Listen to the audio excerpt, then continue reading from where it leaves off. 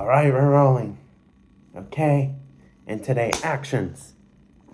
From Gavin Margo Gru show. What's my name first? Okay, go. Hey guys, welcome to the episode of the Fernando and Freddie show. What happened? Show. You hit record and you said, hold on. You hit record and then you... It was too late. I had already hit it. Yeah, I know. Should we do a hard cut and start over? No, because then No. Okay. We're just going to continue. Hey, yeah. Freddie. Let's talk about bees. I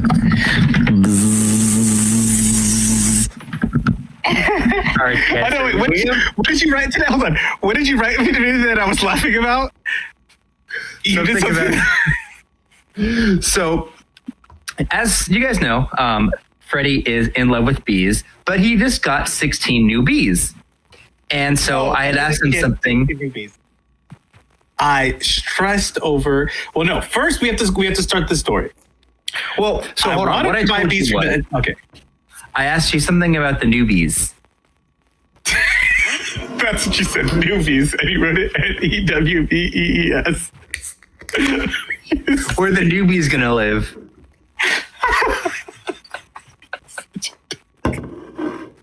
And I know the face you do right now where you try not to laugh, where you just hold your head up. That's what you were probably doing when you wrote it. Yeah, this one, you did it right there where you've always done that ever since I've known you. You always do that little... where you try to hold it in to not lose composure. But I just want you to laugh at your newbies joke. Okay. Let's talk about bees. Let's talk about bees. So as you know, I've been trying to get bees from Italy, and I was going to buy 30 beehives, and they told me we don't sell 30 beehives. That's such a small amount. So I'm going back and forth with this man, even though it doesn't say that on their website, that they don't deal with people. And keep in mind, I'm a professional, officially a professional beekeeper. Me. So I needed 30 beehives, and I wanted some Italian bees because Italian bees are very hard to get here. And he's like, no, we don't do it. Can't do it. Impossible. I'm like, okay, you can't ship them to me. So what if I go pick them up? No, just like horrible service. And they're supposedly number one in Europe.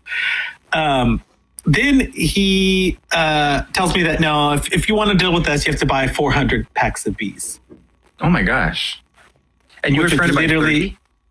Yeah, I was trying to buy 30, yeah.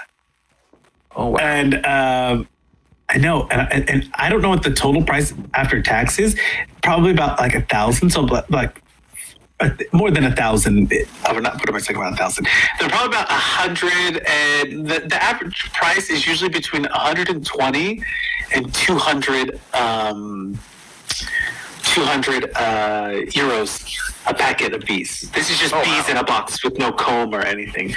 They're really expensive, but I mean, honey is money, as we said last time. And so finally I found a breeder who I can't for some reason I can't get any packets of bees before May or June, which is too late. I find that pointless to wait this late in the season. I mean, they could. If I was a bee seller, I would build up my packs, what's called a nuke. So it's like a smaller beehive. I would build those up, and then I would just sell those because they send you about 1.2 kilos of bees. But usually, what they do is they just take a bunch of beehive frames, they shake it into the box, and then they take out a queen, they take a scoop or two of bees, put it in the box, and then send it to you. And so I'm like, but I don't understand why they always have to wait so late in the season because they're in warmer climates in Italy. It's hot already in March, like it's like burning hot, 30 degrees usually in the Mediterranean. Oh, sorry, 30 degrees, which is like 80 degrees. Sorry. How do they ship it to you? Well, it's like a little square wooden box, and it's got like mesh sides. And then they have like honey, like a sugar water feeder or honey water feeder on the box so that the bees can drink this. And then I mean, it very well could, vary, I guess, country by country. But like, could I be walking next to a UPS truck and inside there could be a box of bees? Yeah, they ship bees in the U.S. You're allowed to ship bees in the U.S. bees and chicks and fowl, you can still ship. And you don't by have to have post. like a special delivery service for it? No, you can just do it by UPS. Oh, okay. Interesting. Yeah, it's one of those old classic things that they've done since forever that they still do now. But, I mean, there's no danger. Like, they seal the box up. I mean, I've never heard of someone being like, oh, no, the packet of bees got out. Imagine in the UPS truck when he's driving down the street. Oof, that would be a really... Well, That would be a bad situation. They wouldn't probably sting you though, because they're not, they sting you when they have something to defend. So anyway, so I buy, I had a dilemma because I was like, okay, do I buy these queens or not? And then I was going over the prices, and some places are wanting like 25, some places want 10, some places want 8. You know what I mean? But you get what you pay for. So I found a good breeder who had a long list of the genetic history of their queens that were, bred for... I don't know if it's real, because they could make anything up. But, I mean, because unless they show me, like, a DNA test, we don't know. So found them, bought them, and now they're going to come the third week of April. And then I've got to divide up the hives to give my queens they're virgin queens. So I got to give them bees so that they can build the beehives with. Build the hives up. Okay, so I know you think I'm making fun of you, but these are like legit questions that I have. So, like, what do you... Okay, so a box of bees you just ordered, it arrives at your front door. What do you wear when you, like, open this box? Nothing. They're in these, like a little...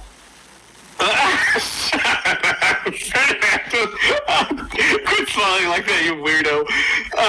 No, you wear just your normal clothes because they're in like little cases, like a little. Well, they have different kinds of cases. Like some are like a little box, like a matchstick box almost. That's like a wooden one with a little bit of mesh on it, and then it's got some what's called is bee candy, which is just sugar or water paste that's thickened, and they put that in there. And then the queen will have like maybe like 5 or 6 attendant bees that feed the queen, they clean the queen, they take care of the queen in her journey, and that's what you get. And so those come, and then it's cool because the queen, she makes a little like a really beautiful noise. Like when you hear it, it actually sounds really nice. It's like those old cartoons you watch where they have bee noises. It's exactly that noise that the queen makes. So you just open that little box and you put it in like your bee area at home? So you go to the hive and you put it, you break off, there's like a little, depending on the kind of box you have, the kind I get is the little yellow box, and it's got like a little, like a plastic, like a circle that's kind of like etched out. And then you break off that piece so that the bees can, on both sides, on the inside, the bees are already eating the candy. So, well, no, actually, first you feed your queen and her attendant some honey, and a few drops of water because they're thirsty. Then you take off the plastic, and then you put that inside the hive so that the bees inside the hive can chew through the candy and get to the queen after. It takes a few days usually, so that by this time they're accepting the queens. But you usually have to you have to do it in less than 3 days. You have to get the newly hatched queen into the hive that's a virgin. If you're not getting a queen cell, otherwise the chance of rejection goes up as the bees won't accept her. And so they would kill her? Yeah, they literally kill her. How do you know what is the difference, or how does a queen bee look compared to her helper bees or attendant bees? Like how does she look different? How do you differentiate it? She's big. She's big, and her tail is like really elongated. Oh, so that's you can't miss her. Like when you see it, you're like, oh my god, it's the queen. And so. I know, like, some of my questions, like, they don't even sound stupid, but it's a legit question. So they're all good. You know, I've heard in the past, like, on some particular, I don't know if it's like a bee, a wasp, a hornet, whatever, but, like, if you get stung, like, they lose their stinger and then they die. Like, is that a bee? Is that, like, what you have? But, like, are those your bees? So, like, if while you're, like, opening your packet, No, the queen can sting you and won't die. She can sting you as many times as she wants. But they're generally, they don't really They're usually have a good temperament. And then, but the worker bees, once they sting you once, they die. How long does it take for them to die? They die immediately because their stingers stay in you as they pull themselves away from the stinger. They die. There's no living once they sting someone. They die. Dang. So it's like they're like kamikaze then. They're like suicidal bees. Well, they're protecting the hive. Okay. So now once the bee is in the hive, how long does it take before it makes the honey? Well, my hive's already honey bound, which means they have too much honey in them, so the queen can't really lay. Because like I went in there today for the first time for the season now to have a look because it's finally warmed up enough to where it won't cause a problem. I wanted to. I don't know what the height is in Fahrenheit now. In Celsius, it's for my bees, it's 10 degrees. Like they fly as low as 7 to 8 degrees, and sometimes even lower than that. But generally, they don't cluster, which means they stay together, stay warm at that temperature. So What?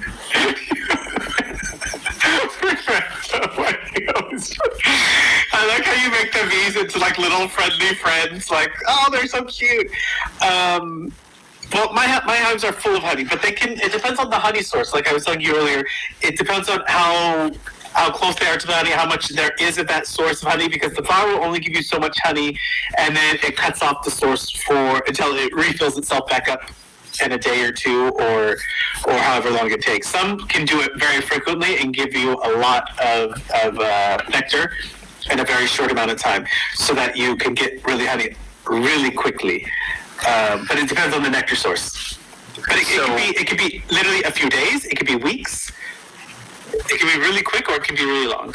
How do you collect the honey? It's in the bees bring it back, and then it comes out. It's very watery. It's like liquidy. And how do you get it in like a container? Because you can hear like almost like a bubbly sound where like when you take out the frame from the beehive, it is like it's like you can hear it like it almost sounds gross. So the honey gets collected in the frame, then you pull the frame out, and then it drips into a jar, or how do you get it in the jar? No, hold on. So then it's like that. Then they have to heat it up to bring the water content down to make it into like a syrup, and then that's what we get as honey. So it's watery nectar that they burn off the water from, and it leaves behind the sugar that turns into a syrup. So once they cap that off, they put like a wax cap on it.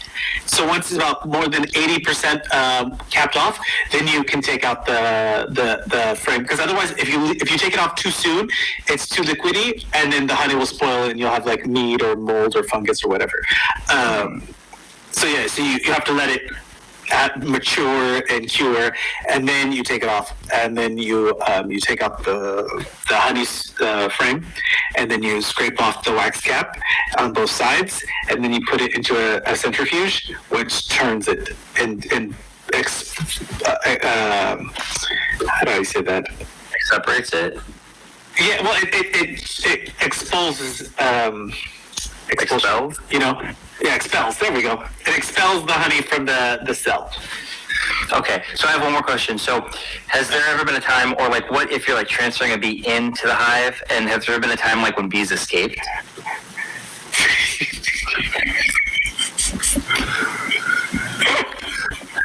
You're laughing and you're making me laugh, but these are serious questions that I'm curious about. I just have to give that disclaimer. Because I never believe you when you're asking me these questions. I always feel like you're making fun of me every time you ask me a question. But I won't tell you like you weren't making fun of me. I'm not, I promise. Okay, so bees know their way home. They can come and go as they want. They have a very good sense of orientation. So they're not locked in the hive. They can leave. No, bees can always leave. Yeah, how are they supposed to get the honey if they can't leave? I'm not like, where are you going and who are you going with? Oh, what if they find a better hive then? They won't, because they're loyal to their queen and their home. What if their queen flies away and finds a better hive? Then they go with her, which happens. It's called swarming. And then you just lost all that money. Well, you don't lose money because they leave a part of the natural instincts of the bee is to build a big hive, and then for a part of it to leave and go to another place and then restart again. So so they do that already, but you that's why you do like a checkerboarding or swarm control, is where you don't want them to feel like they're too crowded in the hive and they don't leave. So it's like a whole process that you have to be pretty much aware of your bees and how they're doing and just stay on top of it. Otherwise you lose your honey harvest because you lose your bees. Okay, I have two more questions. So, one, do bees lay eggs? The queen lays eggs. Okay, so can't you breed your own? Why do you have to buy them? You can, but it depends on the genetics of your bees, because some bees are better producers than others, and they have different, like the different races of bees do different things, and they're adapted to different areas. Like Italians are more adapted to a warmer place, but there's also Greek bees that are supposed to be very friendly. There's also Maltese bees, which are supposed to be really good workers as well. There's bees all over the world. Honeybees are not native to North America, just to let you know. We should not have any honeybee in North America. But in Mexico, they have a stingless bee. Mexico and South America and Central America, they have stingless bees, which make like cool little honey cluster pods, and they build hives that are like networks. They're not like comb, like the ones in the European ones. So you know what we need to do? What? We need to get a Mexican stingless bee and a Greek bee, because you said those were friendly. We need to crossbreed them, and then we're going to have a friendly stingless bee. So win-win. No, there's already friendly stingless bees. The stingless bees in Mexico are friendly. But they used to, apparently from what I've been researching, they did at one time go all the way up into Texas, Arizona, and parts of California. But now they don't anymore. I don't know if what caused that, if it was like climate change or just maybe human encroachment. But the Aztecs used to breed bees and pass them on and everything. Like there's whole things you can watch on YouTube where people still breed them in Mexico, and it's really cool. Like, darn, he froze. Freddie?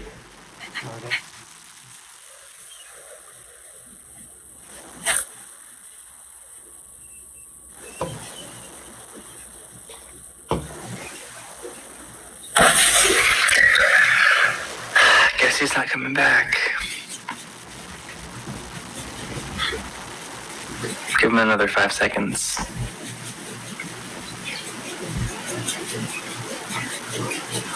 All right, so I think we lost Freddie, but I feel that I learned a lot about bees today, and I know some of my questions might have sounded like I was joking or being dumb or making fun of Freddie, but to be completely honest, I was curious. I just kind of wanted to know about how, the bee things worked, and yeah, we lost Freddie, unfortunately, but it's okay.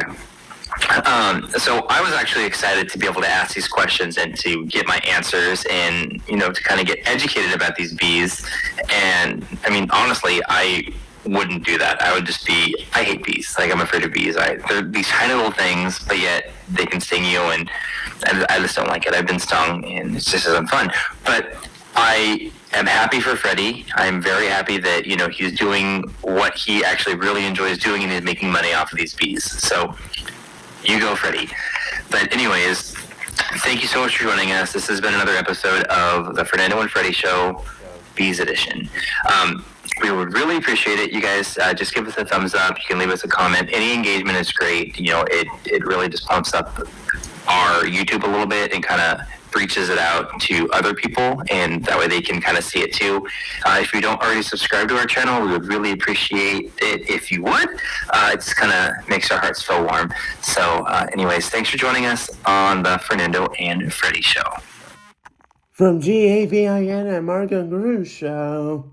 What's my name? First.